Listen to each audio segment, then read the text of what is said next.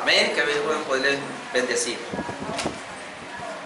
Bien, continuamos entonces con la serie de temas que traemos, hermanos, los días miércoles, mirando este tema de Hechos de los Apóstoles. Y ya estamos por el mensaje número 5 de este tema, Hechos de los Apóstoles. Vamos mirando el mensaje número 5. Comenzamos mirando un primer tema, hablando de una introducción general. Luego comenzamos a ver el capítulo 1, donde vimos ahí dos mensajes que tienen que ver antes de Pentecostés. Ahí veíamos la gran comisión asignada y veíamos el sucesor de Judas Iscariote. Veamos un tercer punto que tiene que ver con el capítulo 2. El título es El día de Pentecostés, es decir, todo el capítulo 2 nos va a narrar lo que pasó ese día, el día de Pentecostés. Ya dijimos que Pentecostés es 50 días después de la Pascua. ¿Qué pasó allí?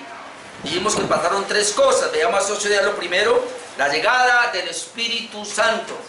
Ahí veíamos Hechos 2, del 1 al 13. Veíamos dos cosas: la forma extraordinaria de su llegada, una llegada asombrosa. La gente se asustó, hubo escándalo, hubo un sonido, se oyó un sonido muy fuerte, como de un viento recio veíamos.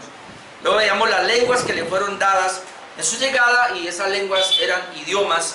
Y hoy día, hermanos, eso ya no se da, ya no se da. Ahora, sí se da, y cuando viene el poder del Espíritu Santo, la unción, tiene que venir a mover nuestra lengua para testificar. Recuerde que el punto general aquí es Hechos 1:8, recibiréis poder cuando haya venido sobre vosotros el Espíritu Santo y me seréis testigos. La venida del Espíritu Santo fue para capacitar a la iglesia para que fuese testigo, y de ahí en adelante todos los que creemos en el Señor recibimos el Espíritu Santo y Él nos sigue capacitando para ser testigos. Esa es la misión de la iglesia. Así que ya comenzaron a ser testigos, y el segundo punto de allá del capítulo 2 del día de Pentecostés es lo que tiene que ver con el primer sermón en la iglesia primitiva. ¿Sabe? Hay más o menos 19 sermones en el libro de los Hechos, o discursos, como usted quiera llamarlos, solamente de Pedro y de Pablo, sin mencionar los otros. O sea que por ahí como hay como unos 25 o más mensajes en el libro de los Hechos. Pero este es el primero. Y es el primero, y es la consecuencia precisamente de lo que pasó, de la llegada del Espíritu Santo, o como se conoce en términos teológicos, la recepción del Espíritu Santo. Entonces ahí es donde, como consecuencia de esa llegada, de esa venida del Espíritu Santo, entonces ahora sale el primer discurso en la iglesia primitiva, y obviamente pronunciado por el apóstol Pedro. Entonces, pudiéramos decir, hermanos, que en este mensaje o discurso encontramos la base fundamental para un buen sermón. Es bueno que lo miremos. Y aunque hay muchas cosas allí, por lo menos quiero resaltar dos que son fundamentales. Este es un sermón bibliocéntrico, es decir, ahí Pedro va a usar las escrituras del Antiguo Testamento, y por lo menos usa tres referencias a la escritura, así que no se puede predicar sin mencionar la escritura. También es un mensaje cristocéntrico, es decir, el centro de la predicación es Cristo, si no, no tiene sentido. Entonces, por lo menos los predicadores de hoy día tenemos que tener en cuenta eso, por lo menos eso, que sea bibliocéntrico, que sea cristocéntrico, y al ser de esta manera, obviamente, entonces pensamos que se viene a hacer un mensaje expositivo, porque un mensaje expositivo es aquel que expone la palabra de Dios tal y como está escrita, y eso es lo que entonces vemos que Pedro hizo. Ahora, este primer sermón, obviamente, es en representación de los demás discípulos, pudiéramos decir aquí, de los 11 discípulos, como lo dice el mismo texto que vamos a leer ahora. También podemos decir que a este sermón se le llama el primer uso de las llaves de Pedro. Y un momentico quiero que vayamos a Mateo 16, 18 y 19 para que veamos eso. Mateo 16, Mateo 16, 18 es cuando Pedro, el Señor pregunta: ¿y quiénes dicen que son los hombres? Pero de mí, pero sobre todo me interesa a ustedes, ¿quién dice que soy yo?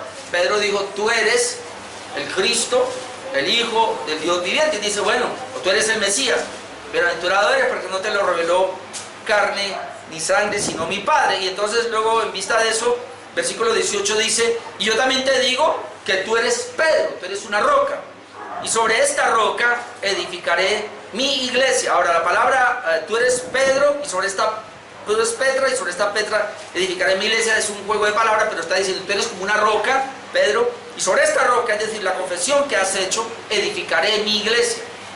Entonces fue edificada en una confesión de Pedro: tú eres el Cristo, el Hijo de Dios viviente. Y luego le dice: y las puertas del Hades no prevalecerán contra ella. Sobre esta roca, sobre esta confesión, esta declaración, voy a edificar mi iglesia, y las puertas del Hades no prevalecerán contra ella. 19. Y a ti, es decir, a ti, roca pequeña, porque la otra roca grande, te daré las llaves del reino de los cielos.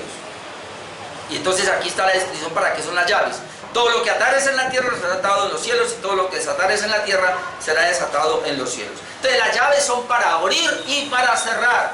En este caso las llaves serían para abrir el reino de los cielos y también para cerrar. Dios le dio la autoridad, Jesús le dio la autoridad a Pedro, y él las usó aquí. ¿Cómo las usó? Pues cuando él da su primer mensaje, su primer discurso, su primer sermón, él está abriendo, entonces está usando las llaves y está abriendo el reino de los cielos para venir y dar ese discurso, y como consecuencia hay 3.000 convertidos. Entonces esa es una manera, hermanos, de usar esas llaves. Ok. Bueno, en este primer sermón de Pedro vamos a ver 4 cosas, y déjenme decirle que yo las voy a dar toda esta noche. Yo no me voy a tratar de salir demasiado, he tratado de recopilar lo mejor que pueda para no salirme, pero quiero compartir 4 cosas. Primero, Pedro da una aclaración a sus acusadores, por eso surge el sermón. Número 2, Pedro explica el suceso ocurrido en Pentecostés. Es muy importante entender la explicación que le da Pedro, porque entonces así evitaríamos irnos en situaciones extrañas.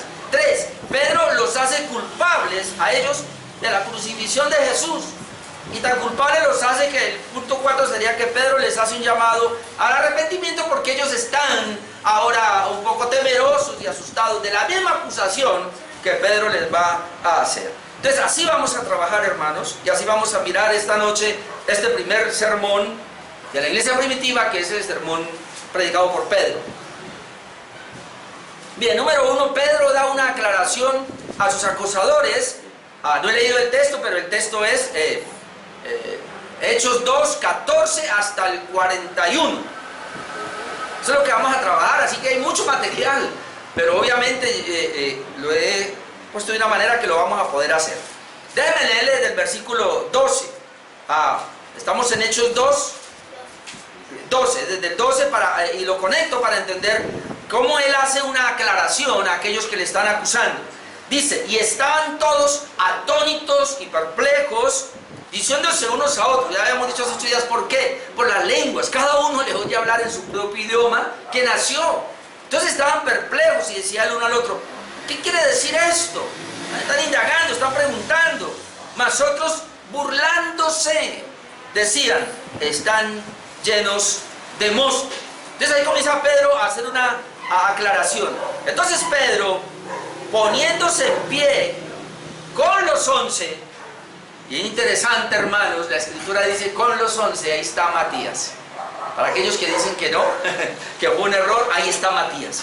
La Biblia claramente le da la autoridad a Matías como uno de los 12 apóstoles. Pedro poniéndose en pie con los 11, o Pedro en representación de los 11, pero la idea que se pone en pie aquí, y es donde uno comienza a ver entonces que ya uno ve que desde la iglesia temprana comenzó a hacer lo que se conoce como la predicación. Predicación es hablar a impulsos divinos, donde hay un grupo de personas que están oyendo, y es necesario que la persona obviamente esté de pie y se ponga más alta. Y dice que entonces él, poniéndose en pie con los 11, alzó la voz. Entonces el discurso tiene que ser así, el mensaje tiene que ser así. No es un mensaje ahí en un diálogo normal, cotidiano. Tiene que haber una diferencia, aquí uno lo ve. Dice que él alzó la voz y les habló diciendo: varones judíos, los coge a todos. Ahora, los varones judíos aquí implica a todos. Aunque está hablando a los que le acusaban de que estos están borrachos, estos están llenos de mosto, por eso es que es algarabía y por eso. Entonces él se dirige a todos y les dice: vea, varones judíos y todos los que habitan en Jerusalén, es decir, los que han venido de todas las regiones que habíamos visto.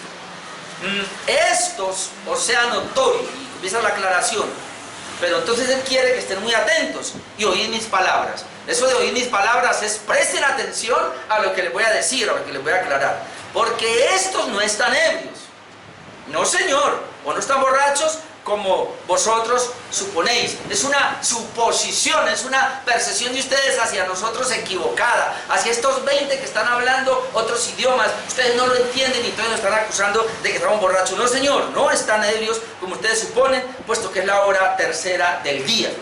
Para nosotros son las 9 de la mañana.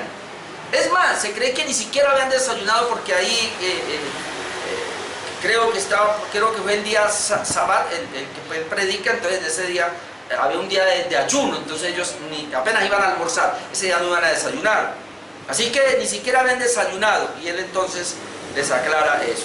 Entonces hay tres cosas para resaltar. Pedro predica de pie en representación de los 11, es decir, todos los 11 están de acuerdo con el discurso de Pedro.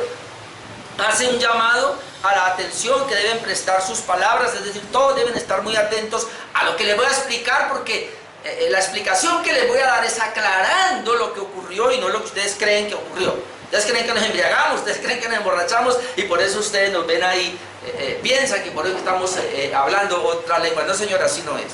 Entonces él aclara la razón por la cual no están ebrios. Punto número 2.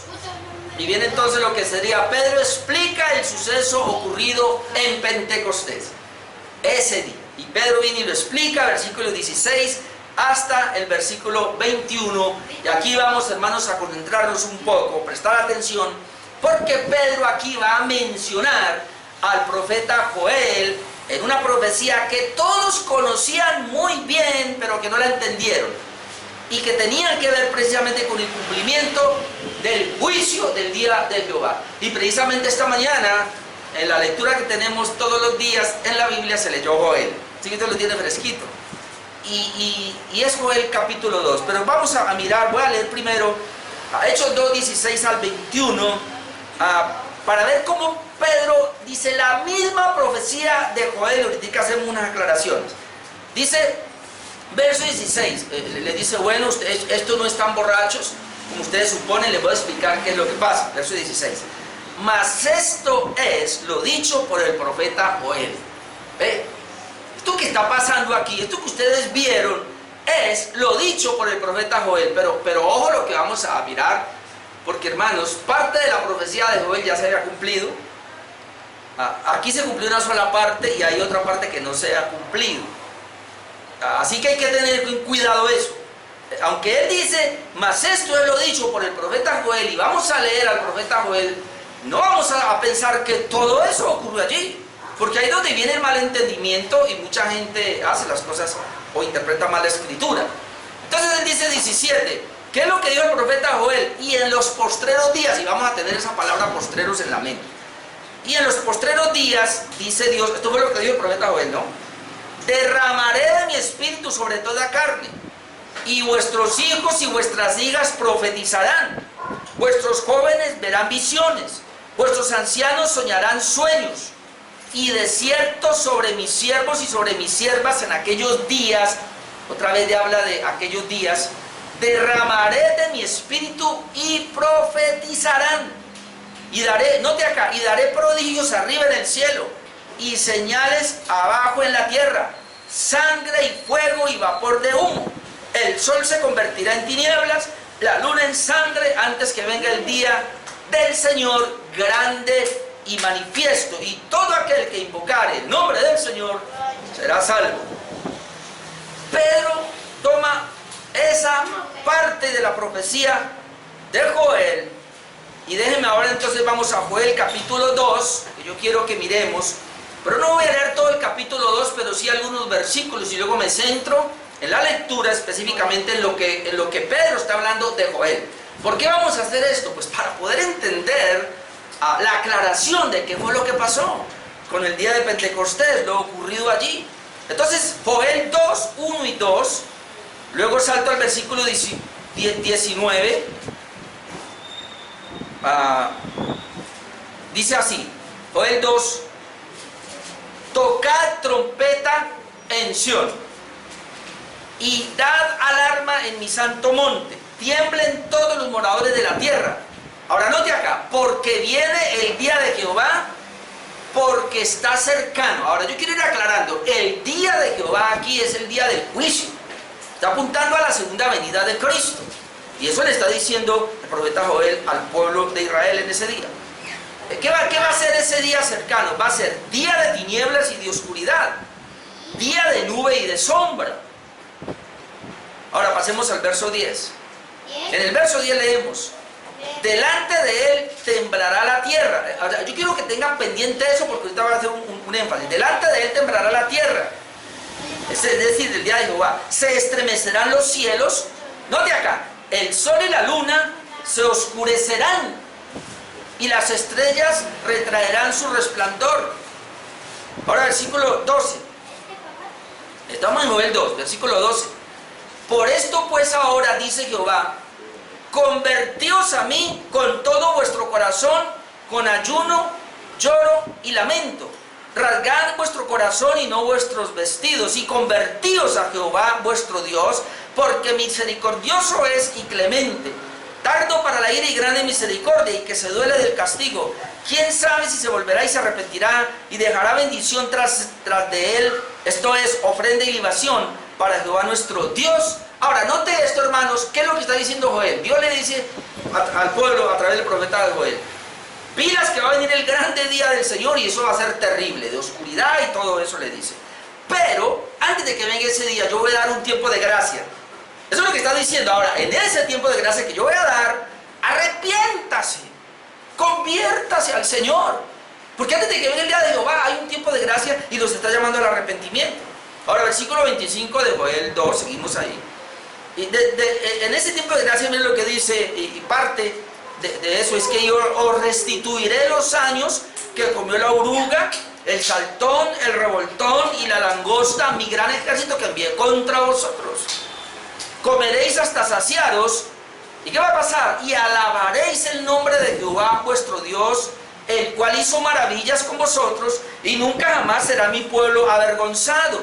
27. Y conoceréis que en medio de Israel estoy yo, y que yo soy Jehová vuestro Dios y no hay otro, y mi pueblo nunca jamás será avergonzado. Y después de esto,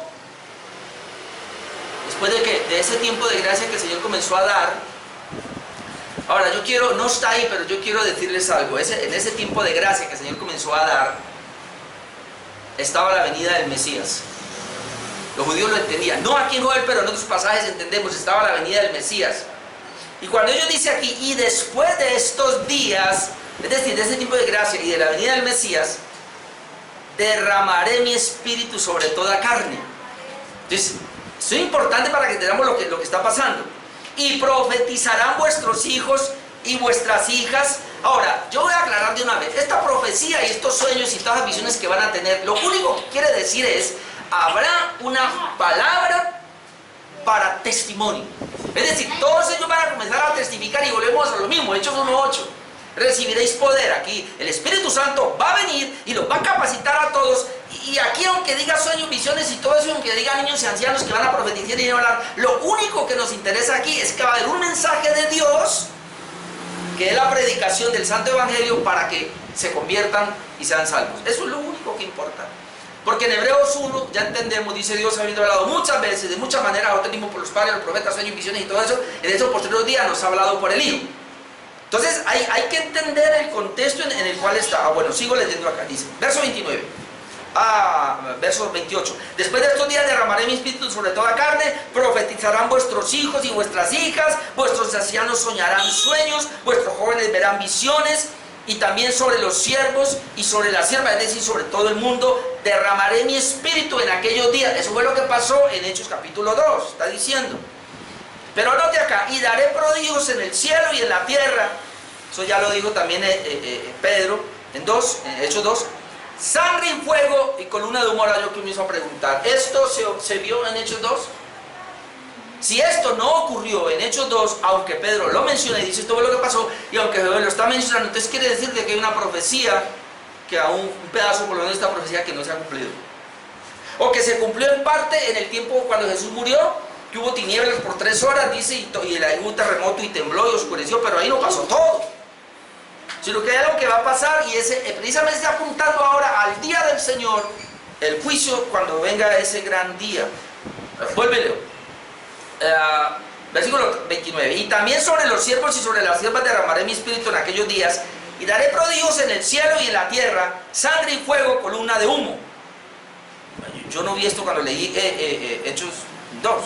El sol se convertirá en tinieblas, la luna en sangre, antes que venga, note esto, antes que venga el día grande y espantoso de Jehová.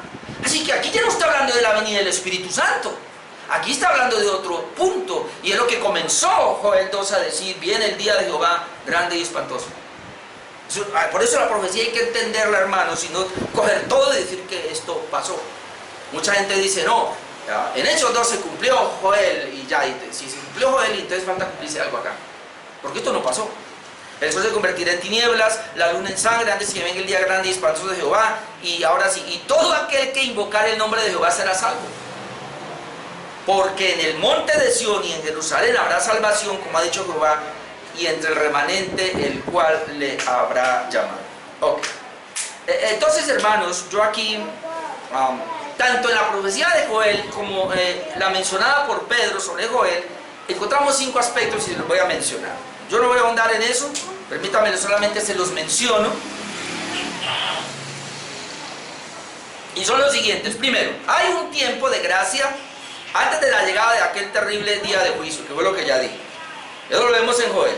El tiempo de gracia está porque, bueno, los años que voy a restituir, los años que comió el oruga, el sector le rebotó la langosta, mi ejército que vivo, yo lo voy a restituir, va a haber bendición, va a haber paz, va a haber todo eso.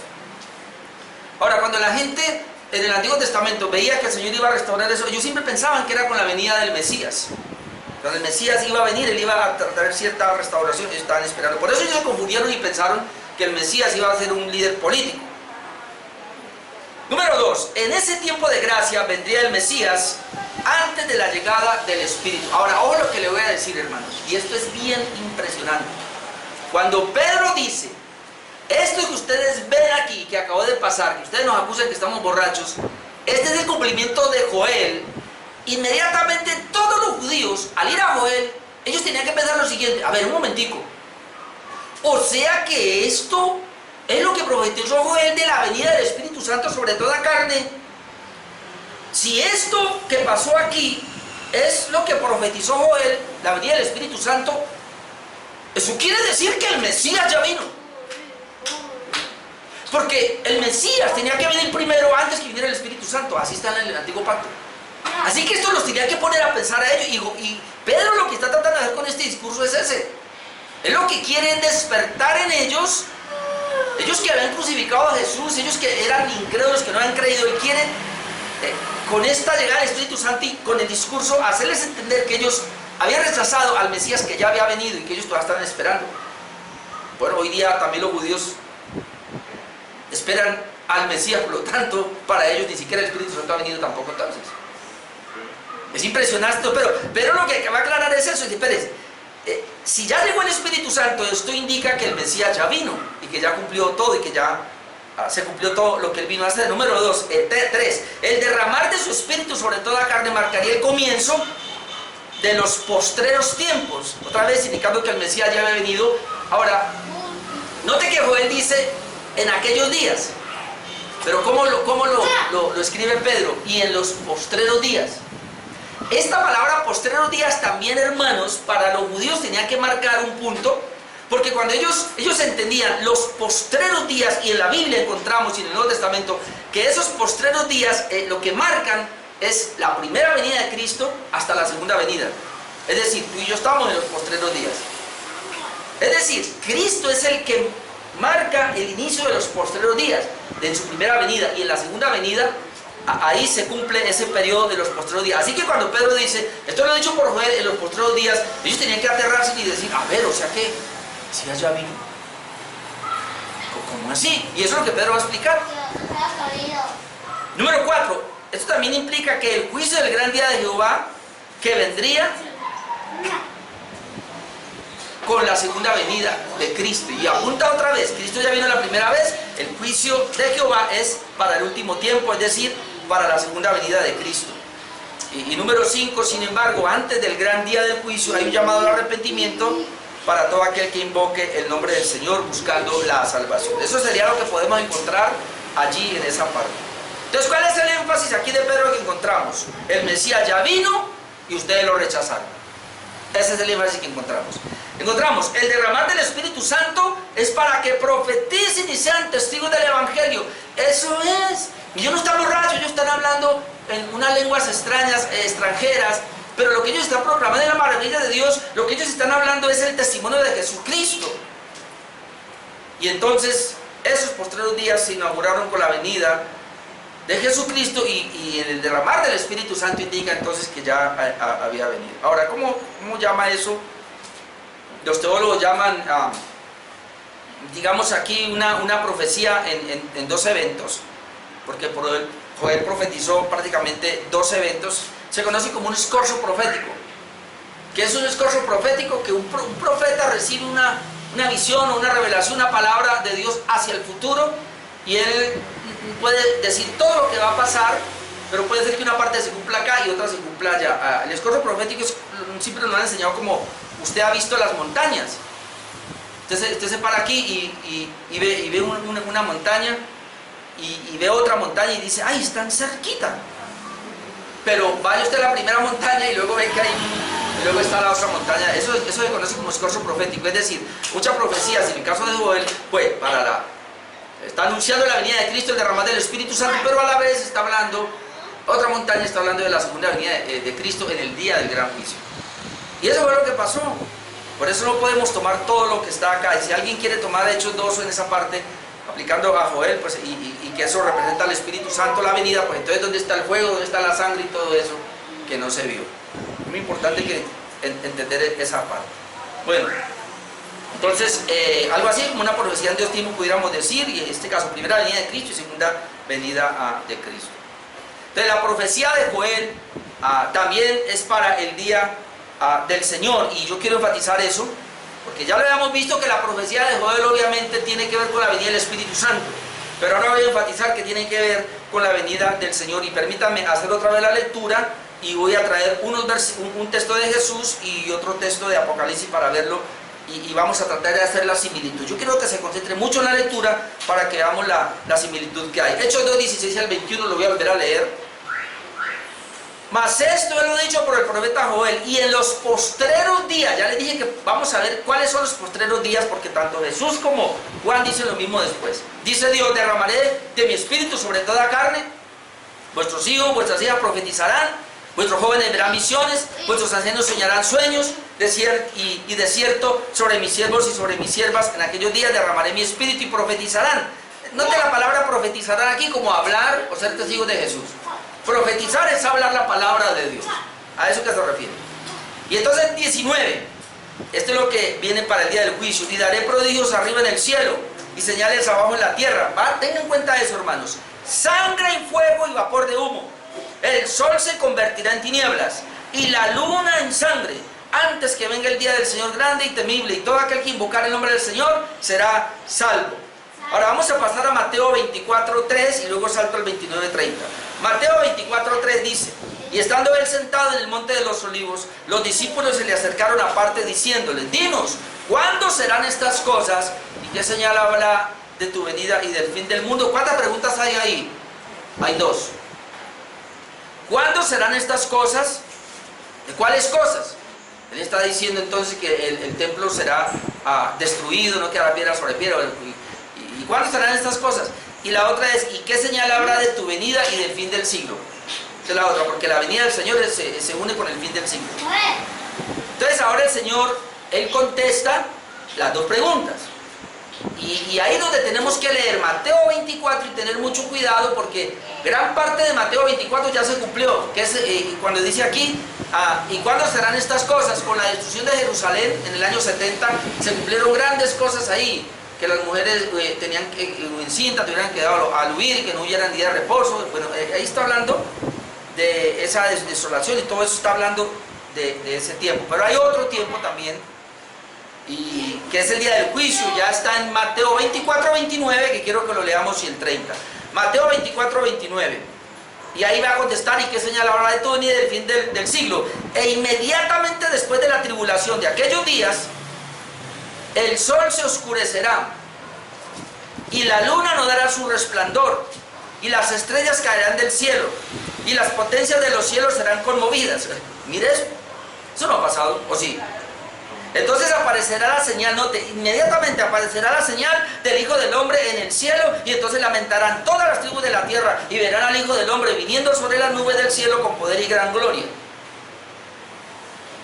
¿No le suena parecido a Joel? ¿No le suena parecido a la repetición de Pedro de Joel? Ahora Jesús ya también lo había dicho, pero vamos a otro. Apocalipsis 6, 12, vale, desde el 12 hasta el 17.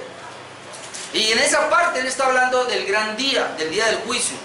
Apocalipsis 6, 12 dice: miré cuando abrió el sexto sello, y aquí hubo un gran terremoto, y el sol se puso negro como tela de juicio. ¿Acaso no es lo mismo que ya leímos? Y la luna se volvió toda como sangre. No, ya no lo acabamos de leer luego. Y las estrellas del cielo cayeron sobre la tierra. ¿Acaso Jesús no lo dijo y Joel? Como la higuera deja caer sus hijos cuando es sacudida por un fuerte viento, y el cielo se desvaneció como un pergamino que se enrolla, y todo monte y toda isla se removió de su lugar, y los reyes de la tierra y los grandes ricos, capitanes, los poderosos y todo siervo y todo libre se escondieron en las cuevas y entre las peñas de los montes, y decían a los montes y a las peñas: caed sobre nosotros y escondernos del rostro de aquel que está sentado sobre el trono y de la ira del Cordero, porque el gran día de su ira ha llegado, y quién podrá sostenerse en pie.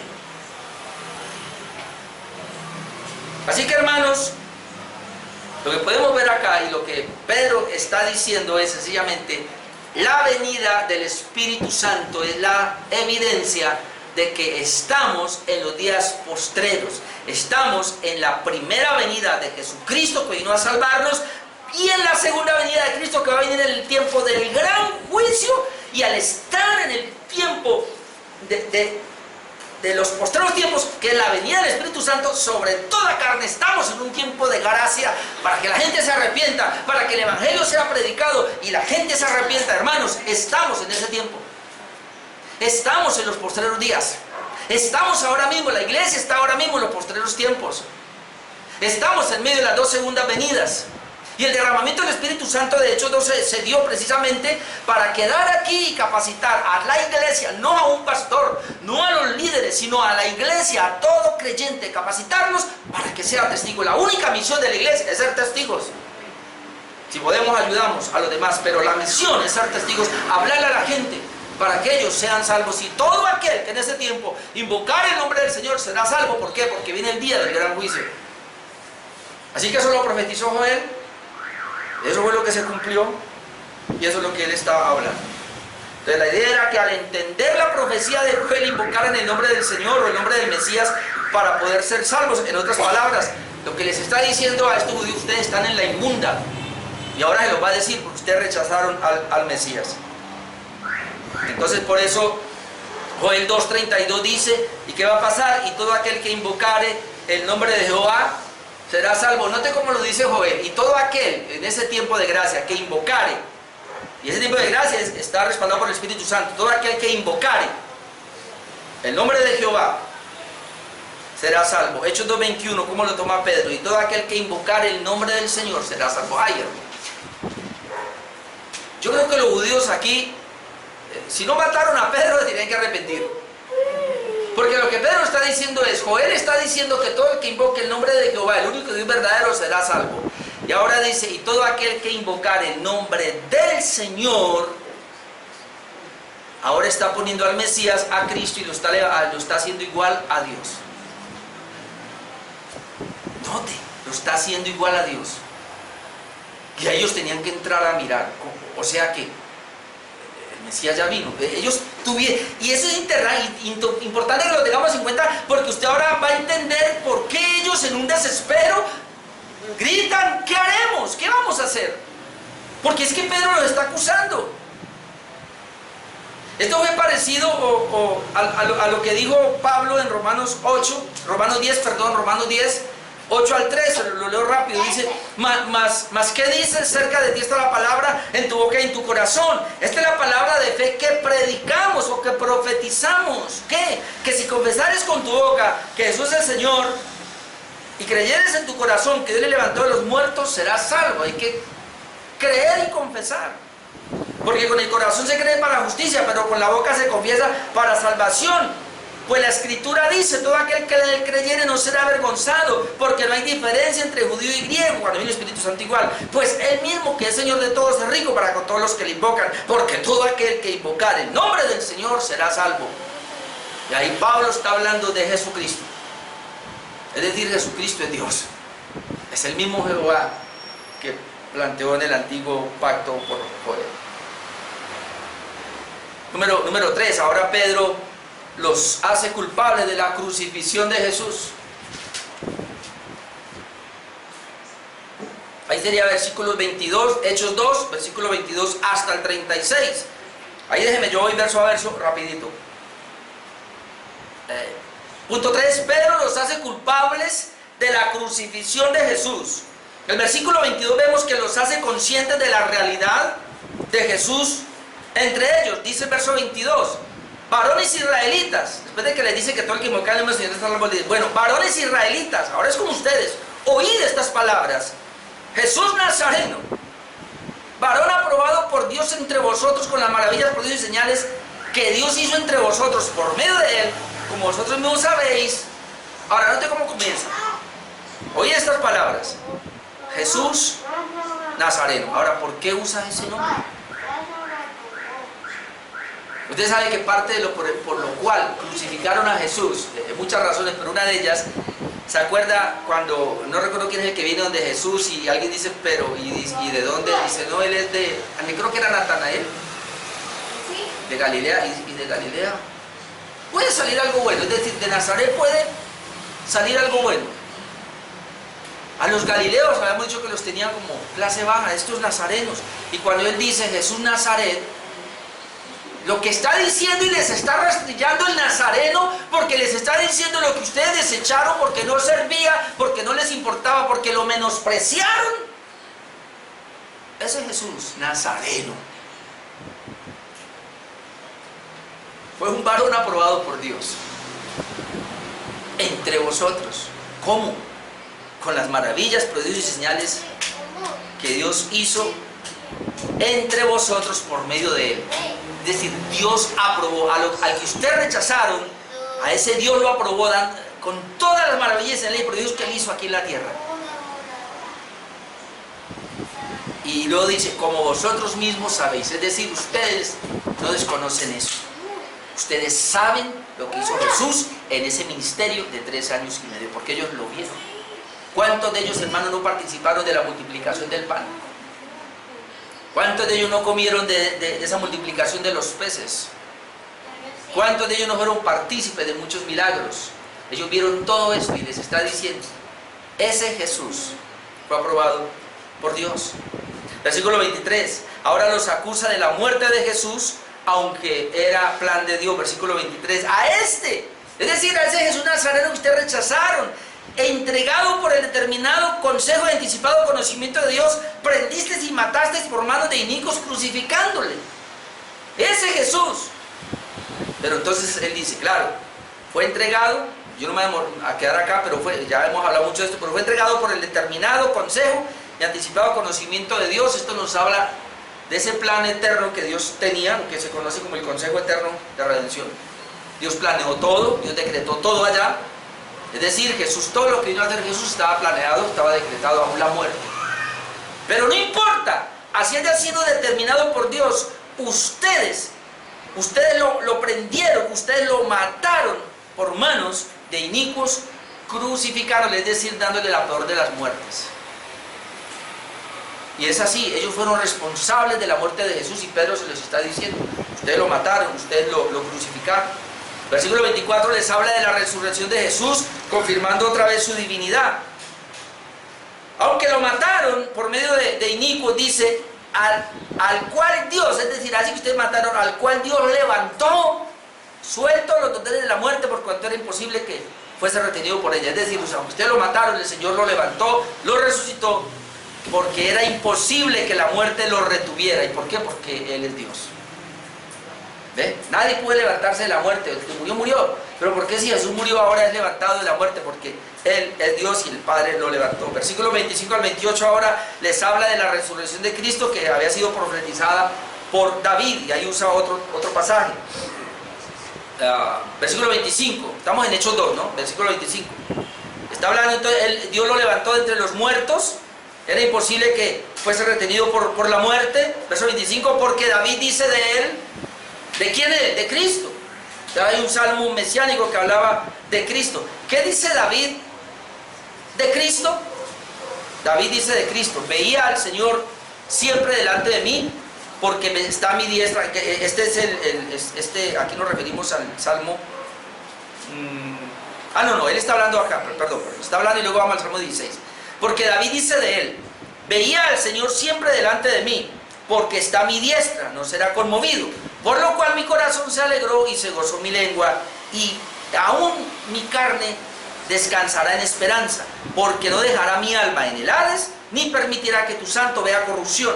Me hiciste conocer los caminos de la vida, me llenarás de gozo con tu presencia. Esto es lo que está diciendo Pedro.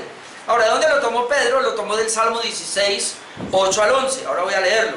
Salmo 16, 8 al 11 dice: a Jehová he puesto siempre delante de mí, porque está a mi diestra, no seré conmovido. Igualito que dice: se alegró por tanto mi corazón y se gozó mi alma, mi carne también reposará confiadamente. ¿Por qué? Porque no dejará mi alma en el Seol, ni permitirá que tu santo vea corrupción. Me mostrará la senda de la vida, en tu presencia y plenitud de gozo, delicias a tu diestra para siempre. Es decir, Pedro ahora está hablando de la resurrección de Jesús, que el Padre lo levantó, porque él no podía quedarse allá, y luego toma el Salmo 16, él lo explica, y el Salmo 16 lo que está diciendo es: él no dejará que mi alma se quede en la corrupción. Es decir, el Señor no vio corrupción. El cuerpo de Jesús no pudo ver corrupción, fue resucitado rápidamente y estaba profetizado por David. Ahora les explica que esta profecía no era para David, porque David había muerto. Versículo 29 al 31. Hechos 2, verso 29 al 31. Yo dije que iba rápido. ¿Él qué le dice aquí? Le dice: mire, varones hermanos, y sigue retomando el pensamiento, se os puede decir libremente del patriarca David, que fue el que compuso el Salmo 16, pero que él dice que mi alma no la dará en el Seol. Entonces se le puede decir del patriarca David que murió y fue sepultado. Eso todos lo saben. Pero hay algo más: y su sepulcro está con nosotros hasta el día de hoy. Interesante esto, porque se cree que Herodes, no sé cuál, pero uno de los Herodes cogió el sepulcro de David y lo embelleció, y se hizo como algo turístico. No sé si todavía esté, pero bueno. Entonces lo que quiere decir es: y su sepulcro está con nosotros todavía. Es decir, cualquiera puede ir al sepulcro de David. Ahí lo metieron, ahí está. Entonces David no estaba hablando de él, sino que dice el verso 30: pero siendo profeta y sabiendo que con juramento Dios le había jurado que de su descendencia en cuanto a la carne levantaría al Cristo para que se sentase en su trono, siendo profeta lo vio. Entonces dice: viéndolo antes, habló de la resurrección de Cristo, que su alma no fue dejada en el Hades, ni su carne vio corrupción. Su alma no fue dejada en el Hades, ni su carne vio corrupción. Es decir, David, cuando se inspira en el Salmo 16, él no está hablando de él, está hablando de Jesús. Y Pedro viene en el discurso y trae esa cita y dice: mire, ese Cristo que ustedes mataron, ustedes son responsables, pero Dios lo ha resucitado, porque así está escrito. Entonces él está usando las escrituras para su sermón, para su discurso. Versículo 32 ahora: les ratifica la resurrección de Jesús y de ellos como sus testigos. 32: a este Jesús resucitó Dios, de lo cual todos nosotros somos testigos. ¿Y qué habíamos visto para la elección del sucesor de Judas? Hechos 1, 21, 22. Es necesario pues que de estos hombres que han estado juntos con nosotros todo el tiempo que el Señor Jesús entraba y salía entre nosotros, comenzando desde el bautismo de Juan hasta el día en que nosotros fue tomado arriba, uno se ha hecho testigo con nosotros de su resurrección. Los discípulos, los apóstoles tenían que ser hechos testigos de la resurrección de Jesús. Y por eso Pedro está diciendo: a ese Jesús que ustedes mataron, Dios lo resucitó. Y ahora todos nosotros aquí, los 12, Pedro y los apóstoles que están aquí conmigo, y los 120 que nos reunimos, a los cuales cayó el Espíritu Santo, todos nosotros somos testigos de la resurrección de Jesús. Ahora usted imagínese, hermano, ese sermón, ¿qué está pasando con la gente? ¿Qué está pasando con los judíos que están allí? ¿A dónde Pedro los está acorralando? Hermano, yo no había visto este mensaje de esta manera y yo me impresiono porque digo, Dios mío, ese Pedro se jaló un sermón pero tenaz. Aunque muchos comentaristas dicen que ahí no está completo, que lo que hizo Lucas fue coger y extraer pedazos. Aquí no está todo el sermón. Pero nosotros podemos leer eso en 3 minutos. Ahora seguimos. Luego les dice la razón de la venida del Espíritu Santo, que es el cumplimiento de la promesa que el Mesías prometió antes de su muerte y resurrección. Versículo 33. Otra vez, Hechos 2:33. Así que, ese Cristo que fue resucitado, el cual David profetizó, así que, exaltado por la diestra de Dios. Cristo fue exaltado por la diestra de Dios, y habiendo recibido del Padre la promesa del Espíritu Santo, ha derramado esto que vosotros veis y oís. Hermano, eso es clave, ese verso, porque ahí ya lo escogió. Mire, ese Jesús que ustedes mataron, el Señor lo resucitó, pero ¿qué es lo que pasó? Él fue exaltado, se le dio todo poder y toda autoridad a la diestra del Padre, y una vez estaba allí recibió del Padre la promesa, y eso es lo que ustedes vieron, y lo ha derramado, es decir, el Espíritu Santo fue derramado. Así que ellos están pensando, así que las lenguas que oímos nosotros, y todo eso es el derramar del Espíritu Santo. Así que el Mesías ya vino, y ahora Pedro le está diciendo, el asunto es que el Mesías ya vino, ustedes lo rechazaron, estuvo entre ustedes, no le creyeron, murió, ustedes mismos lo mataron, Él ha resucitado, está a la diestra de Dios, y como si fuera poco, envió el Espíritu Santo sobre todos ustedes, y ustedes hasta ahora no han hecho nada. Verso 34, ahora les habla de otro texto mesiánico confirmando que Jesús es Dios. Versículo 34, Hechos 2:34, porque David no subió a los cielos, pero él mismo dice, dijo el Señor a mi Señor, siéntate a mi diestra hasta que ponga a tus enemigos por estrado de tus pies. Él dice, dijo el Señor a mi Señor. Vamos a ver la profecía. Salmo 110:1. Jehová dijo a mi Señor, siéntate a mi diestra hasta que ponga a tus enemigos por el estrado de tus pies. Otro salmo mesiánico. Pero David, en el salmo mesiánico, el que dice, Jehová dijo a mi Señor. Jehová dijo a mi Señor. ¿Cómo lo interpreta Pedro ahora? Dijo el Señor a mi Señor. Lo igualó. Otra vez. Está levantando a Jesús y le está diciendo, Él es divino. Él es Dios. Él es el mismo nombre para Jehová, se lo está dando ahora. Número 36, ahora le recuerda su culpabilidad en la muerte de Jesús y el señorío de Jesús. Otra vez me va a tomar 5 minutos, hermano. Verso 36, entonces, después de eso, ahora, sepa pues ciertísimamente, esto es cierto, 3 veces verdadero. Sepa pues ciertísimamente toda la casa de Israel, que a este Jesús, a quien vosotros crucificasteis, Dios le ha hecho Señor y Cristo. Los acusa otra vez. Él vino a salvarlos y ustedes lo mataron. A ese Cristo a quien ustedes han crucificado, Dios le ha hecho Señor y Cristo. Ahora, con esa acusación, hermano, viene mi cuarto punto, que sería, Pedro les hace ahora entonces un llamado al arrepentimiento. Pero me llama la atención, ¿por qué les hace el llamado? Esto es bueno que lo tengamos en cuenta, porque de aquí uno puede tomar muchos aspectos para hacer buenos mensajes. Versículo 37, entonces el mensaje fue tan convincente que ahora ellos van a responder pidiendo ayuda. Mira el versículo 37, dice que al oír esto, es decir, todo el discurso de Pedro, se compungieron de corazón. Es como que entraron, hermano, en una situación que no sabían qué hacer, asustados, temerosos, temblando tal vez. Cuando leía esto yo decía, se parece al sermón que predicó Jonathan Edwards, dice que, ¿cómo es? Pecadores hermanos de un Dios vivo, más o menos algo parecido, un Dios airado, más o menos algo parecido. Dice que ellos se compungieron de corazón y dijeron a Pedro y a los otros apóstoles, varones hermanos, ¿qué haremos? ¿Ven? El mensaje fue tan convincente, ellos quedaron tan cargados de pecado, tan culpables, que lo único que ellos hacen es decir, ¿qué hago ahora, hermano? Todo mensaje debe ser así. Todo mensaje debe hacernos sentir miserables con relación a Dios. Todo buen predicador, un buen mensaje debe hacernos sentir mal. El mensaje no es para hacer sentir bien a nadie. El mensaje es para que la gente se sienta mal delante de Dios, que somos lo peor, de tal manera que nos lleve a accionar, a tomar acciones. Varones, ¿qué haremos? Y esto es muy parecido a otros. Yo lo predicaba en Tuluá el domingo en la tarde, Hechos 16, 29 al 30, con el carcelero de Filipos, algo parecido. Dice que un temblor allí todo, y el carcelero oscureció todo, pensó que los presos se habían volado, él se iba a matar por eso. Y entonces dice que en verso 29, él entonces, pidiendo luz, se precipitó adentro y temblando se postró a los pies de Pablo y de Silas, porque ellos le dijeron: no se haga daño, nosotros estamos aquí. Y cuando dice, y sacándolo, les dijo: señores, ¿qué debo hacer para ser salvo? ¿Qué debo hacer para ser salvo? Y yo aquí pensaba algo, hermano.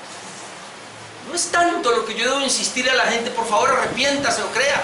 Lo que yo debo hacer es, hermanos, predicarles el evangelio tan convincente que despierten en ellos preguntas así: ¿qué debo hacer? ¿Cómo me arrepiento? ¿Cómo creo? ¿Cómo recibo la salvación? Por favor, ayúdeme usted. Hasta ahí tenemos que llevar el mensaje, dejando a la gente así, hermano. No como hay que mucha gente hace una oración de fin y ni siquiera sabe qué fue lo que hizo. A mí me ha dicho mucha gente, hasta ahí no, a las aguas bautismales, en Tuluá bautizamos a alguien y no, a mí me llevaron a las aguas allá y yo ni supe qué fue lo que hice, la verdad. Fuimos a un campamento, a un retiro, y ya nos dijeron: levante la mano a los que se quieren bautizar y venga, y ya. Aquí hay una convicción, hermanos. Ahora, la respuesta de Pedro y de Pablo, que es la misma: cree, arrepiéntase. ¿Por qué digo eso? Mire la respuesta de Pablo en Hechos 16, cuando él dice al carcelero: ¿qué debo hacer para ser salvo? ¿Qué le dice? Cree en el Señor Jesucristo y serás salvo tú y tu casa. Esa fue la respuesta. Ahora, ¿cuál es la respuesta de Pedro? Versículo 38 y 39, Hechos 2, 38 y 39. Pedro les dijo, cuando ellos dicen: varones, ¿qué haremos? Pedro les respondió: arrepentíos y bautícese cada uno de vosotros en el nombre de Jesucristo para perdón de los pecados, y recibiréis el don del Espíritu Santo, porque para vosotros es la promesa, para vuestros hijos, para todos los que están lejos, para cuantos el Señor nuestro Dios llamare. Ahora, yo en Tuluá decía esto: cada vez que aparece la palabra arrepentimiento, porque aquí pareciera que Pedro le dice: ¿qué debo hacer para ser salvo? Pedro le dice: arrepiéntase. Pero es que nadie se puede arrepentir si no ha creído, y nadie puede creer verdaderamente si no se ha arrepentido. Es decir, las dos cosas más juntas, las dos caras de la misma moneda, y eso se llama conversión. Ahora, cuando le dice: bautícese cada uno de vosotros en el nombre de Jesús, está hablando de la autoridad. Ahora, esto es muy importante, la autoridad de Jesús, de ir y bautizados en el nombre del Padre, el Hijo y el Espíritu Santo. Esa es la autoridad, el nombre de la autoridad.